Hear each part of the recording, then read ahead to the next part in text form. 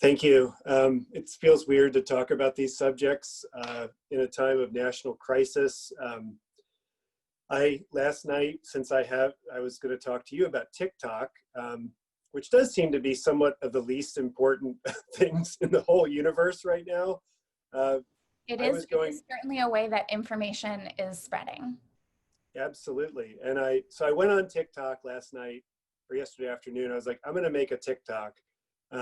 So I went through a whole bunch of my sound that I saved, and I said, like, what would be kind of catchy and would highlight the Black Lives Matter movement, would share kind of my heart for justice for George Floyd and all the others who have been killed by police. And so then I just like gave up, because I just made a 15-second video of me saying that I supported Black Lives Matter and we need change in this country.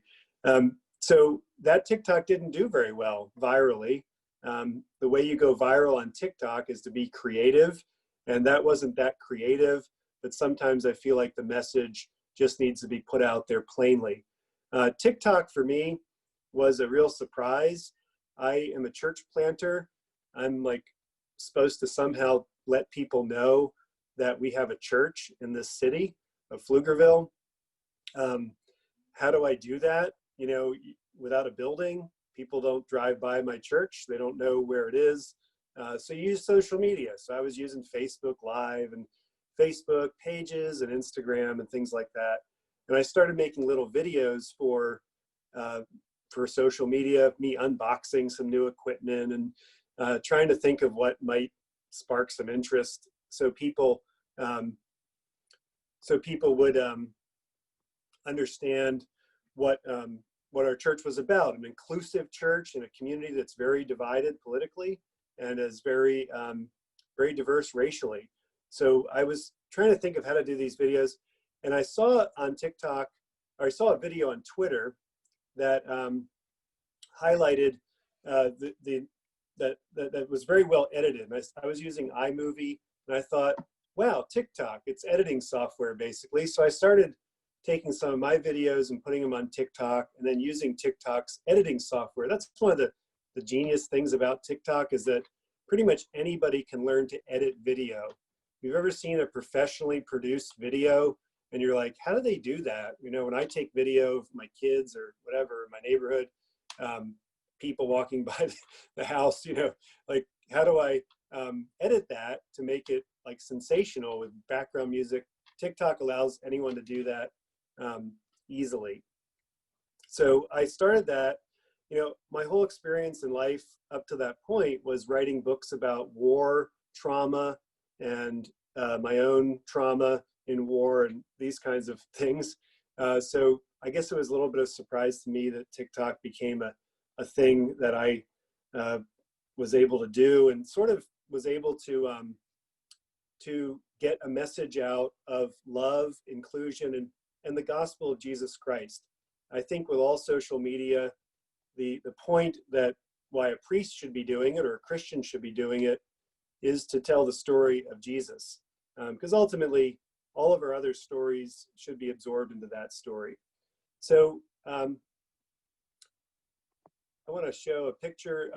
Right when the first video I made that was somewhat popular was a video where I did a bunch of outfit changes, which is a trope on TikTok.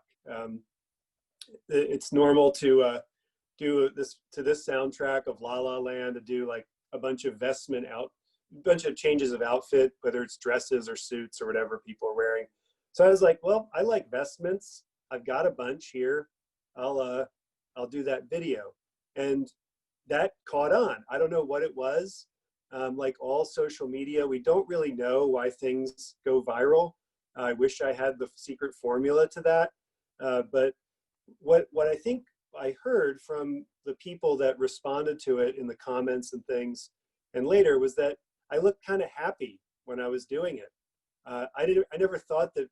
I think clergy are some of the funniest people I know, and Episcopalians are some of the funniest Christians I know.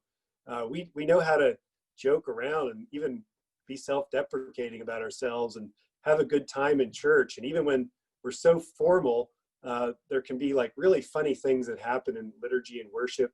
And so I just assumed everybody knew we were kind of happy most of the time, when in fact, young people in America and around the world don't think that clergy are all that happy.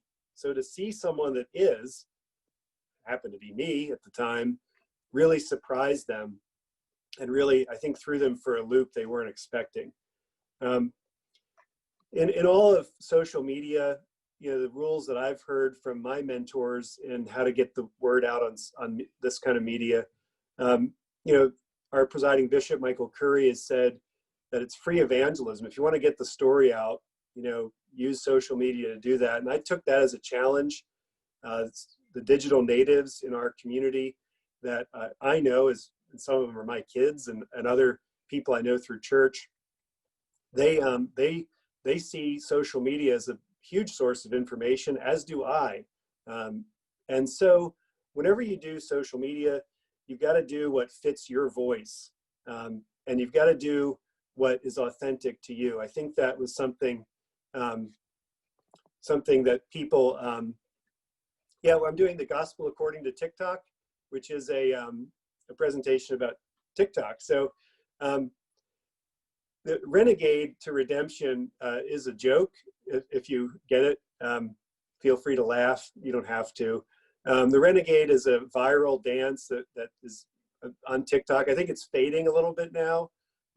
TikTok has a really fast turnaround time for things that are popular and things that that the attention span on TikTok is 15 seconds usually. So you have to pack a lot of message into 15 seconds. But I think that one of the things that I learned about social media early on was that I wanted to see, I enjoyed TikTok because it was funny.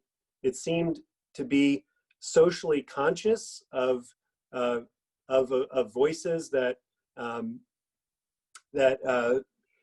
I think, I'll put it this way, TikTok seems to be very well curated by TikTok to get a lot of the really offensive and racist, to just put it bluntly, and sexist creators, to put them out of business fast. Vine was not like that. If you remember Vine from back in the day, Vine seemed to promote the most rude and offensive pieces. But TikTok has done a little better job, not perfect, of course, to curate the content to make it a lot more affirming of people, especially in areas of sexual identity and sexual diversity. But one of the rules that I've tried to adopt is to be relational.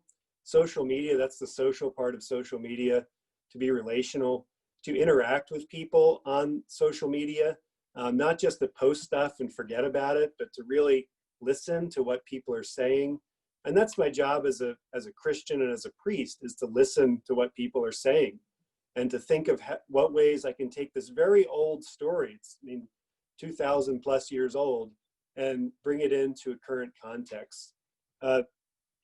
One thing I found that people on TikTok are hungry for is joy, which you would think joy is something that I think comes from our internal relationship with Jesus Christ, that we see the world around us and see what's happening in the world around us, and yet we cultivate joy and hope because we know how the story ends. We know that there is always death and there's always resurrection, and whatever happened to Jesus is going to happen to us. So when I think about all my TikToks, what I'm going to create, I try to think of that arc of my Christian story. How do I take something that's complex or difficult and make it simple?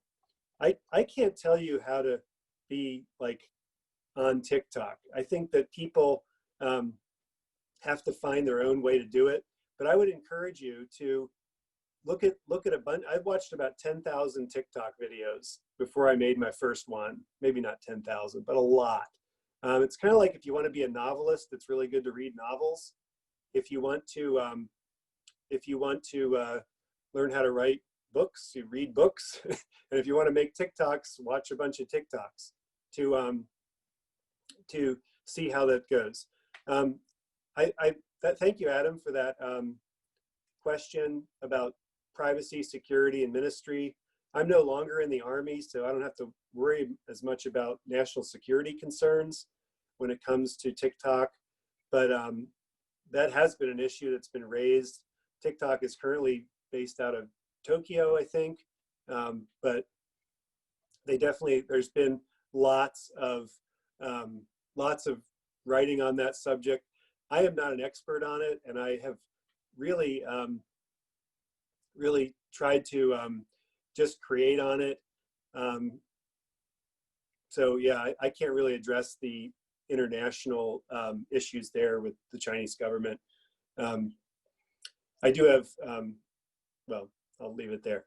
The Safe Church implications are the same implications of anything we do on social media. Our diocese has policies about social media, and I abide by those.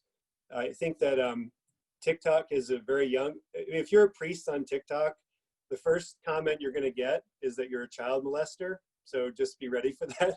If you're a woman clergy person, a woman who's a priest, you will get all sorts of comments about, you know, women shouldn't be priests. TikTok is a sort of a,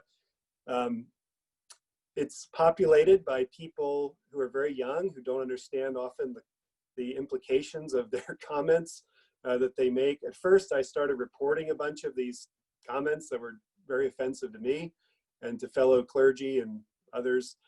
And then I just kind of ignored it because, you know, it's there. People that like you will defend you. So yeah, Safe Church is very important. It always is. And we've got to abide by those policies. TikTok works a lot like Instagram and that, or Facebook in some ways, in that people can follow you and you don't have to follow them back for you to see their content. So the issues of friending minors is not, it would be the same issues of any social media policy for safety. That's a really good concern. I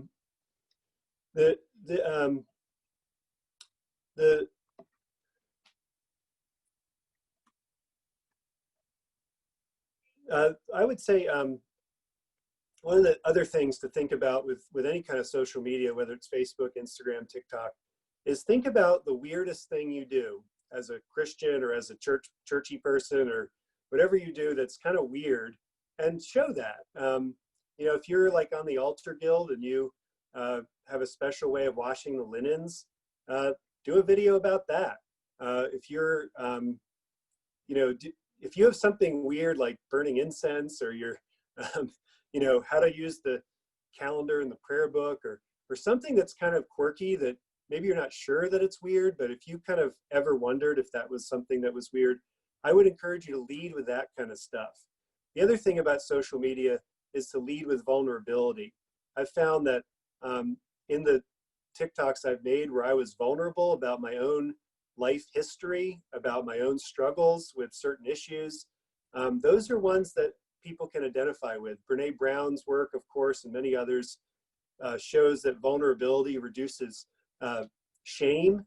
And I found that describing my journey as a Christian does help people, young people especially, see their journey as helps them know that they're not alone. I think one of the values of social media for young people, especially young people who are struggling with their sexual identity, who are wondering if they'll be loved, if they come out of the closet, if they're wondering about their safety and all these other things. I think that social media has shown them that they're not alone. It's been able to connect them instantly with people who are very open about their lives. So when they see a Christian or a clergy person who is inclusive, who's willing to put the pride flag up in a comment or something, they see clergy people standing up for the rights of vulnerable people, they suddenly say, oh, then I'm not alone. There's a community out there that I can join. Even if the church, I mean, if you're a teenager and you go to church in 2020, chances are you go to a mega church, or you go to a very a church that's not inclusive. In fact, a church that will be putting out a message of hatred and exclusion towards LGBT people. And I've found that to be just overwhelmingly true for the people that comment on my posts. So when they see this, when they see the inclusivity of our church, they're shocked by it and they're intrigued by it. And I would say that this has been one of the neatest ministries. A couple months ago, a campus missioner from A&M, Texas A&M here in our diocese, contacted me and said, hey, there was a student that called us on the phone the other day to find out when we meet because she saw a TikTok of a priest that was inclusive and wants to come to our group because it's Episcopal and she knows that she can trust the Episcopalians. She was shamed at her church when she came out to her church and she wants to come visit us. So those are the kind of things. The thing is, if you build a TikTok ministry or any kind of social media ministry, you're more likely to bless people that will never come to your church, that are far, far away. But hopefully they will find an in-person community wherever they are. And I think there's pretty much, we've got churches, we've got retail outlets in almost every location in the country that people can connect with. Hopefully we can steer them in the right direction if they reach out to us. But I found that my ministry, which originally, because I'm a church planter, was like to connect with people in Pflugerville, to find out how to connect with them through this social media. And in fact, the audience has become much wider. And yet people in Pflugerville enjoy it. Every once in a while, somebody will tell me, hey, I saw your TikTok. I saw you on TikTok. And I'm like, yeah, this is great. But the main point is to get the message out to a much wider audience than just the audience that will sort of make me look like a better church planter. Let's see. Yeah, oh, okay, I'm sorry. I've been looking at the chat, not the Q&A. Yeah, being a youth leader, the vapidness of TikTok, what I see as cynicism, the thing is TikTok is so well curated that the more you do it, this is what social media software engineers do. They figure out ways to, they're gonna figure out ways to figure out what you like and then give you more of it. So my TikTok feed is mostly, now there's a lot more clergy on TikTok, progressive clergy who are inclusive. So I get a lot of those videos. I get a lot of videos that are church related. I get a lot of different videos that are much more the kind that I like and not so much the vapidness, and some really, really funny ones as well, because I like the really funny ones that are clever and really genius level. There's a lot of celebrities on TikTok now, like real celebrities who have sort of taken over in some ways, and yet the best creators are like, you know, really young people who just have a wild imagination and can create some really funny stuff. So I hope that answered. Yeah, there's a lot of vapidity on social media.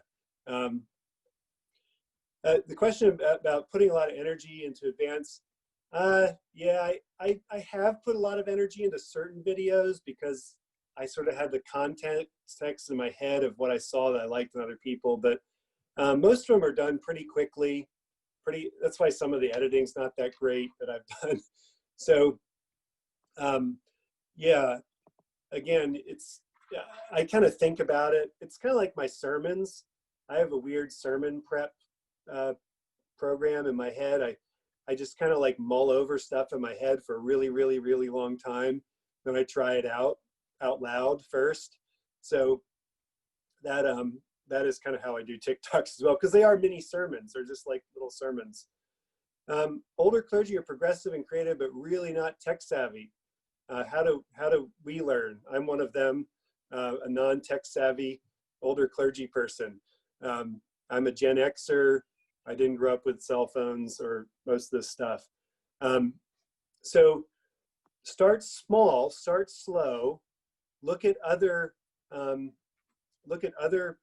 creators that you think they're like, there's a lot of older people on TikTok, a lot of us, lots of us. And it's kind of a joke on TikTok. It's part of the comedy to be an older TikTok user. It creates an opportunity for humor.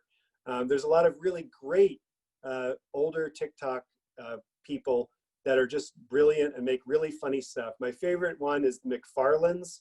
The McFarlanes are a family that do really funny stuff. And it's led by a dad who's probably in his 60s, and he does most of the comedy, and it's really good. So you'll find creators of all ages on TikTok. But again, yeah, like everything, when Jesus said when he was in a crowd and someone touched him, he said, I knew that you touched me because virtue proceeded out of me. You know, it's hard to know what he meant by that. I think I've puzzled over that.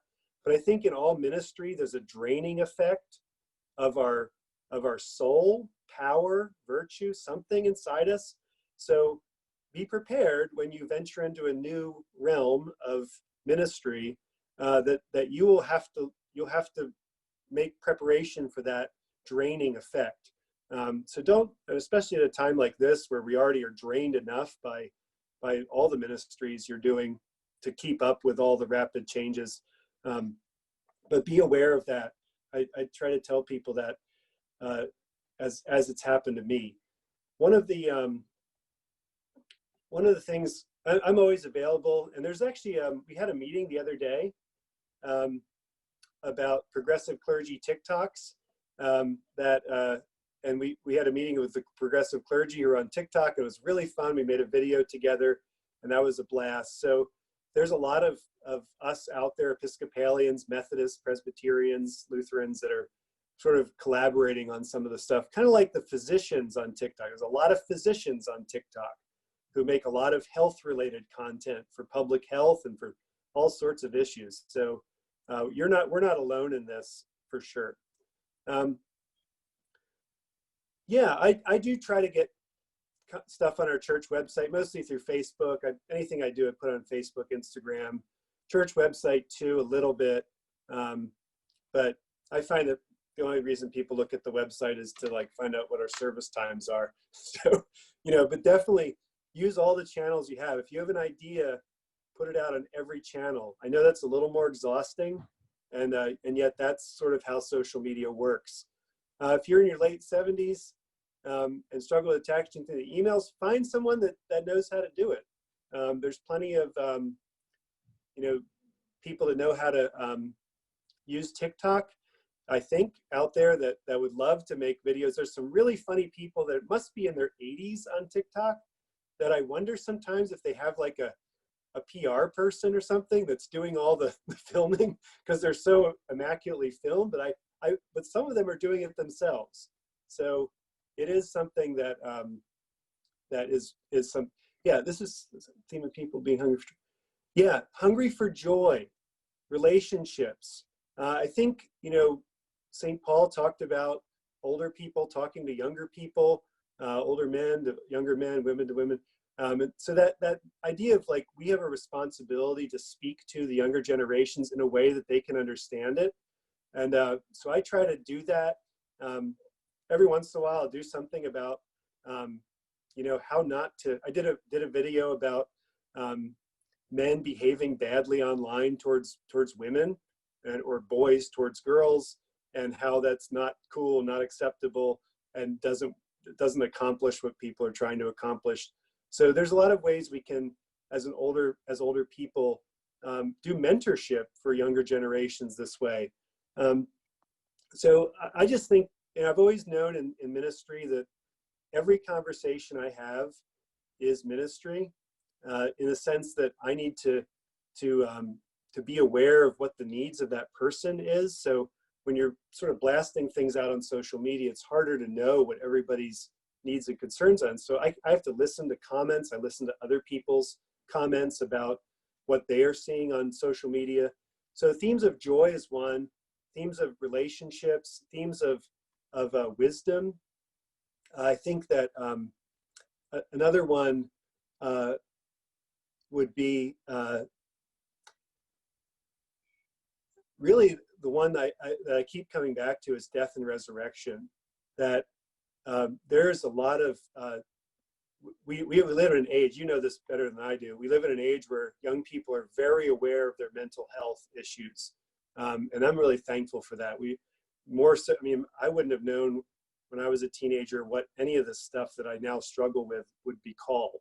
We didn't like go to psychiatrists back then. I mean, some people did, I'm sure, but I didn't. And so young people are very aware of what mental health struggles are. And when they find out that older people have them too, I think it creates a lot of community in that way. So I've tried to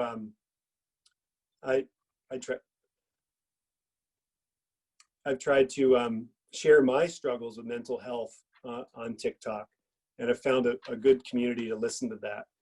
And treated mental health, not just like mental health struggles, but mental health struggles that I'm working on, and with the help of care of doctors and physicians. I wonder how do you mitigate jarring differences between what people would experience of you on TikTok and what they experience if they came to your church. Yeah, you know, I haven't had floods of people come to my church because of TikTok, but I'm probably pretty much the same. I'm a pretty, I don't know, person that likes to talk. So I do that at church. I hope not too much, but I do that on TikTok as well. But, you know, our social media presence, we need to share that it's not real. It is virtual. It is an image of us. And so any image is going to be somewhat different than the actual person, which even, you know, I would say that when every priest gets up on Sunday morning, they are performing in a sense, not in a shallow or vapid or showy sense, but we are, when we speak, we get up and talk to a youth group or whatever we're doing, we're doing a performance that hopefully we thought about and planned and prepared.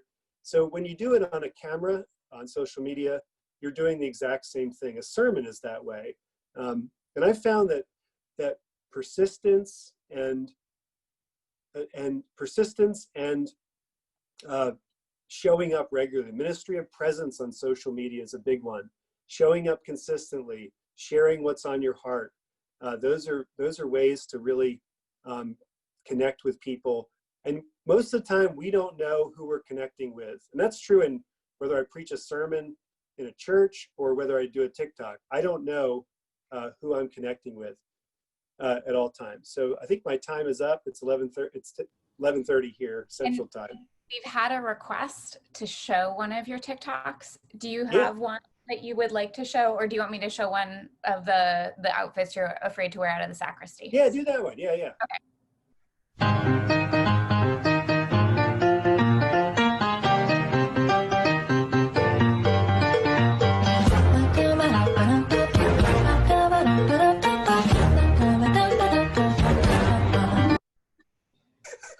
Yeah. I love it. It makes me so happy every time I watch it. I think it also helps that it is the La La Land, so I think it's also just like nice and bubbly. So. Yeah, and I have to say, when I made that video, I was at one of my very lowest states last summer. I was really struggling with depression and a lot of had started this new church. I was about 6 months in and just really like struggling. And so this was like, making that video was sort of a way of like expressing some kind of hope that I had for the future. But, you know, again, I think that our ministry flows out of our struggles a lot of times. And it was like 100 degrees out in Texas, and I was doing it in the office area, and it was like the air conditioner wasn't working very well. So like, you know, you think about how you make stuff, it's always like a crazy experience, but expressing that joy has been good. And please find me on TikTok. You know, David W. Peters. I tried to put it in my bio, he, him there, but that was, I'd love to connect with you and follow you on TikTok and promote your work as well when you do that. So yes. All right. Thank you again so much, David. Thank Virtual you. applause, Blessings. especially the TikTok at the end was a winner. I should have started with that, but Bringing in the joy. It is okay. We got there. We got thank there. you. Thank All you right. all for listening. Thank you. Thank you so much, David.